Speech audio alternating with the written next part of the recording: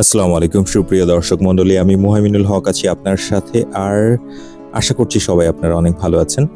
যারা ভিডিওটি দেখা শুরু করলেন তাদেরকে বিনীতভাবে অনুরোধ করছি ভিডিওটি আজকে শেষ পর্যন্ত না দেখে যাবেন না এবং ভিডিওটি শেয়ার করবেন, কারণ এই ভিডিওতে অনেক মেসেজ থাকবে এবং এই ভিডিওটা আপনার মনের যত অহংকার আছে সবকিছু চূর্ণ বিচূর্ণ করে দিবে বলে আমি আশা করি।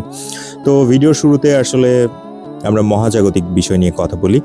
এই মহাবিশ্বে প্রায় 2 ট্রিলিয়ন গ্যালাক্সি রয়েছে। এখন পর্যন্ত জ্যোতির্বিজ্ঞানীরা পর্যবেক্ষণ করে এই সংখ্যাটি পেয়েছেন, যদিও সংখ্যাটি প্রায় বলা হয়, যেটা মানে হচ্ছে আশেপাশে।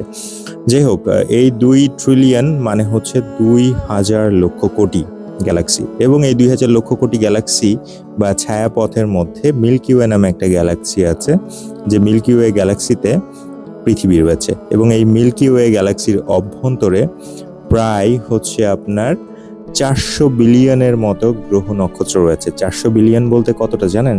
40,000 কোটি গ্রহ নক্ষত্র। সেই 40,000 কোটি গ্রহ নক্ষত্রের মধ্যে ক্ষুদ্রতম বলা যেতে পারে, আবার মাঝারিও বলা যেতে পারে, একটা গ্রহ আছে, নীল কালারের গ্রহ, যেটা হচ্ছে পৃথিবী। এই পৃথিবীতে 830 কোটি মানুষ বসবাস করে। এখন এই মহাবিশ্বটাকে যদি আপনি একটা সমুদ্র সৈকত হিসেবে চিন্তা করেন, তাহলে সমুদ্র সৈকতের বালি না, শুধুমাত্র একটা ধূলিকণার মতো আকারের হচ্ছে যেটা রয়েছে সেটা হচ্ছে আমাদের পৃথিবী। তার মানে এই মহাবিশ্বে যদি চিন্তা করি তাহলে পৃথিবী প্রায় অদৃশ্য একটা জিনিস। সেই অদৃশ্য জায়গার মধ্যে 830 কোটি মানুষ বসবাস করছে।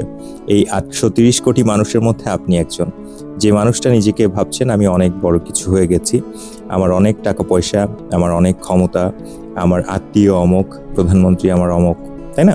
এরকম অনেক কিছু চিন্তা করছেন এবং আপনার অধীনস্থদের থেকে আপনি চিন্তা করছেন যে আমার তো অনেক ক্ষমতা, আমি তো অনেক টাকা পয়সা, আরে আমার যারা ড্রাইভার আছে, যারা হচ্ছে কাজের লোক আছে, বা আমার আন্ডারে যে সকল পিয়ন আছে, ওরা কি মানুষ?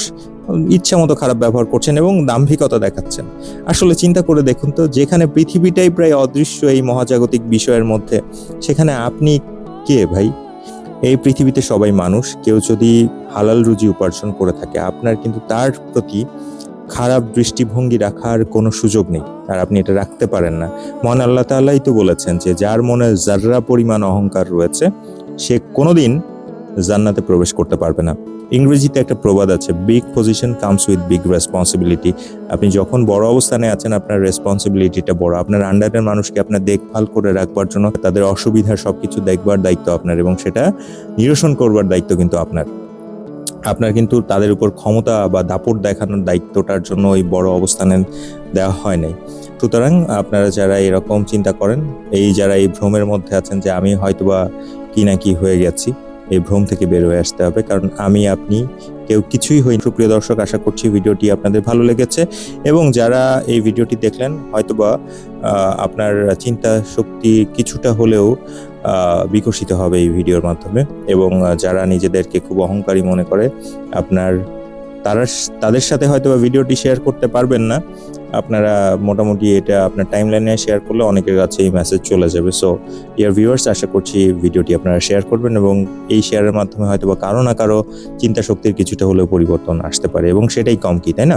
তো সুপ্রিয় দর্শক, নতুন কোনো ভিডিওতে মুহাইমিনুল হক আপনাদের সাথে আমার আবার দেখা হবে। ততদিন পর্যন্ত সবাই ভালো থাকবেন, সুস্থ থাকবেন, এই কামনায় আজকের মতো বিদায় নিচ্ছি।